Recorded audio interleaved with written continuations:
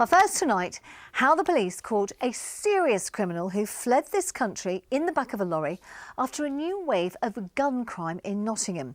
Now, Craig Moran has admitted shipping drugs and lethal weapons to the city.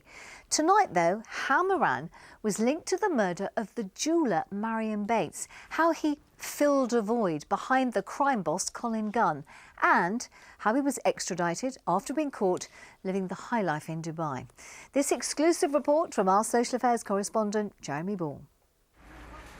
The flowers just kept coming. It's a story that began 21 years ago, a bungled jewellery shop robbery. Marion Bates was shot dead. The gunman was never caught. But Craig Moran was part of it too. He was jailed for 13 years for plotting that raid. Now, more than 2 decades later, Moran is back behind bars. We recovered these 2 handguns that you can see here. The police say this time Moran was shipping drugs and guns into Nottingham from criminals in Salford. They seized heroin and cocaine, lethal weapons too, including this sawn-off pump-action shotgun that had been fired twice. Craig Moran was a significant threat because we know that he was arranging for the delivery of firearms and significant quantities of drugs into our estates in Nottingham. He's frankly a gangster. At that time, he was the head of the Bestwood organised crime group, and we very quickly started to connect the recovery of firearms in Nottingham to this organised crime group in Manchester. By early 2018, it was a story that was making headlines again after guns were fired at least 4 times near the Bestwood estate. Moran was becoming a target, both for the police and rival crime groups. Moran left the country. Our inquiries indicate that he did that by hiding on the back of a lorry, travelling from Dover to Calais. He went down to Marbella, living a really kind of extravagant lifestyle. He was attacked in Marbella. It was a brutal attack. It was a weapon used to his face, so cut him across his mouth, and also he was shot in his legs. And we know then that he moved on from there. He was living a very lavish lifestyle in Dubai. He was spending lots of cash, staying and living in fancy hotels. And it was eventually a special forces team that went to his address, arrested him, and then his extradition followed. Detectives had damning evidence against Moran from surveillance here in Rise Park, where they bugged his Range Rover. Moran was living in a house here on Revelstoke Way, a house that was owned by one of Nottingham's most notorious criminals, a man who was serving a life sentence. That man was Colin Gunn, who was named on the extradition request for Craig Moran. Gunn still had a fearsome reputation, even though it was 14 years since he'd been jailed amid tight security, prompting this response from Nottinghamshire's then Chief Constable.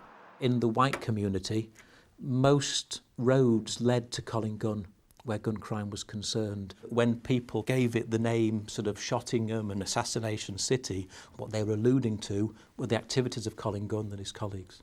Colin Gunn was caught after ordering this notorious killing. John and Joan Sterland were shot dead by 2 hitmen as an act of revenge against Joan Sterland's son. Gunn was also linked to the murder of Marion Bates, the jewellery robbery that was organised by Craig Moran. When Craig Moran was released from prison, yes, he did go and live in Colin Gunn's house, and we know that 10 years prior to that they were close associates. And I can understand the temptation for people to want to draw the link between Gunn and Moran, and that Moran was filling or carrying on that business. In my opinion, I don't think that's what was happening. Craig Moran, I think, stood alone, saw a void in what he would consider to be a lucrative market. Does Colin Gunn still have any influence on the Bestwood estate? You hear that fable from time to time, but in my opinion not. Colin Gunn is in prison, will probably stay there for the rest of his life, and the notion that he is facilitating any of what goes on in Bestwood, in my opinion, is misguided. Tackling violent drug gangs has been a priority for the police in Nottingham, but it's a constant battle.